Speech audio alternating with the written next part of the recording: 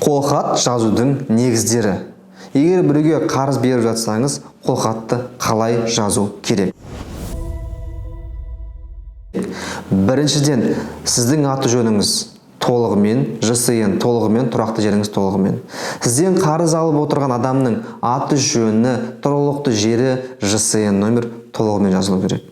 Одан кейін қанша ақша алып жатыр? Суммасы цифрмен және жазбаша түрде жазылуы керек. Одан кейін қайтару мерзімі міндетті түрде қай мерзімде, қандай мерзімде қайтарады? Міндетті түрде осы жазылу керек. Одан кейін, егер сіз доллармен беріп жатсаңыз, сол күнгі ұлттық банктың курстың бағасы туралы жазу керек. Қандай курспен алынып жатқан туралы. Міндетті түрде одан кейін астына 2 куәгер аты жөнін толық жазып, ЖСН жазып, тұрғылықты жерін жазып қол қою керек. 2 куәгер міндетті түрде.